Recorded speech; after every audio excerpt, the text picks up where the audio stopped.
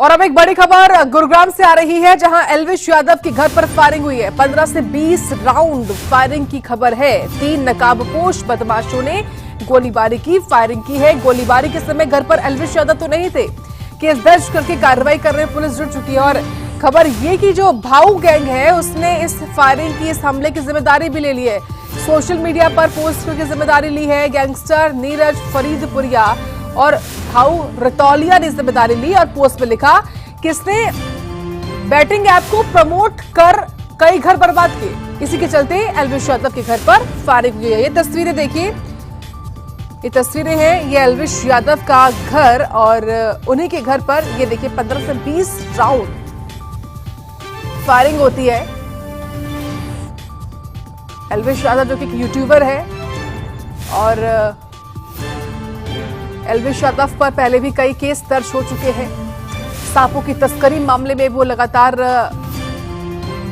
Jail में भी गए थे। और फिलहाल जो ये मामला है वो मामला दरअसल बैटिंग ऐप को लेकर है, क्योंकि बैटिंग ऐप को प्रमोट करते थे एल्विश यादव और जो जिम्मेदारी ली है भाऊ गैंग ने, उनकी ओर से यही कहा गया पोस्ट करके कि इसने बैटिंग ऐप को प्रमोट करके कई घर बर्बाद किए।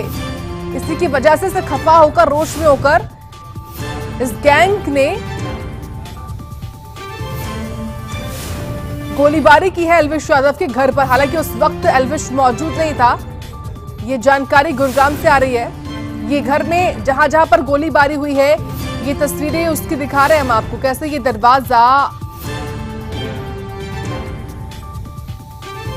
तमाम अलग अलग जगहों पर घर के कोने कोने पर फायरिंग के ये जो होल है एक तरीके से वो हो गए हैं। आप देखिए फायरिंग होने के बाद से इसने बैटिंग ऐप को प्रमोट कर घर बर्बाद किए हैं। ये भाऊ गैंग की ओर से लिखा गया है। गैंगस्टर नीरज फरीदपुरिया और भाऊ रतौलिया ने दरअसल जिम्मेदारी ली है फायरिंग की। गुरुग्राम से ये बड़ी खबर इस वक्त की सामने आई है। यूट्यूबर एल्विश यादव के घर पर फायरिंग का मामला, और ये वो पोस्ट है जो भाऊ गैंग की ओर से किया गया सोशल मीडिया पर।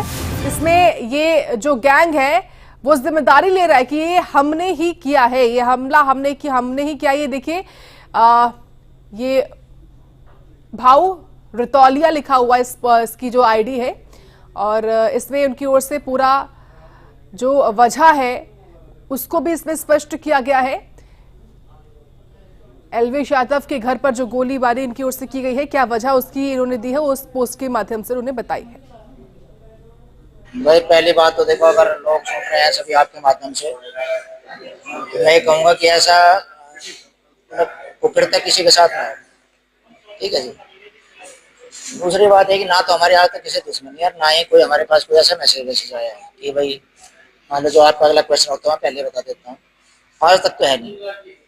अब हुआ ये है कि भाई हमें भी अचंभा हो रहा है कि क्यों हो गया, और शायद कई दिन तक नींद भी ना आए। अपने बच्चे का सवाल है, आपको पता ही कि बच्चा जो है यूट्यूबर है, तो मेन गेट से जो है ताबड़तोड़ गोली आज चलाई गई है। सीसीटीवी से पुष्टि होगी जिसकी कि भाई 3 बदमाश आए हैं, जो भी हमलावर है बाइक पे, कम से कम 20-25 शायद लगता है, इससे ज्यादा भी है, वो तो पुलिस जाने।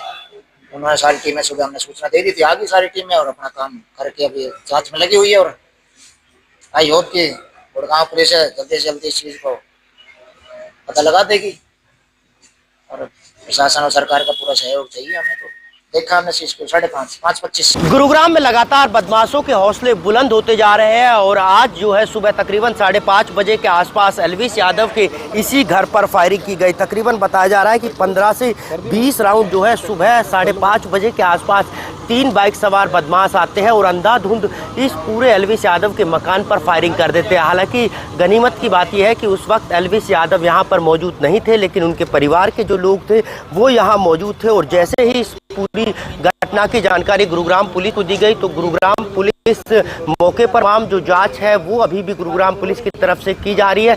और लगातार इस पूरे मकान की अगर हम बात करें तो ग्राउंड फ्लोर, फर्स्ट और सेकंड फ्लोर तक जो है वो फायरिंग के निशान साफ तौर पर देखे जा सकते हैं और आराम से अंदाज़ा लगाया जा सकता है कि एक के बाद एक कितने राउंड जो है वो यहाँ फायरिंग किए होंगे। हालांकि पुलिस जो है अब इस पूरे मामले की जांच कर रही है और तमाम जो टीमें हैं उनका गठन कर दिया है। पुलिस का दावा है कि जल्द ही आरोपियों को गिरफ्तार कर लिया जाएगा। लेकिन अगर बॉलीवुड इंडस्ट्री की बात करें तो राहुल फाजिलपुरिया पर भी इसी तरह का फायरिंग का मामला आया था। उस मामले में भी गुरुग्राम पुलिस के हाथ अभी भी खाली है। अब इनकी जो मांग है वो ये है कि पुलिस पूरा सहयोग करे और जल्द से जल्द आरोपियों को गिरफ्तार करे। लेकिन अब देखना ये होगा कि पुलिस कब तक आरोपियों को गिरफ्तार करती है और जो फायरिंग करने वाले थे उनका इस फायरिंग के पीछे मकसद क्या था। गुरुग्राम से नीरज अंबावता, सूर्य समाचार।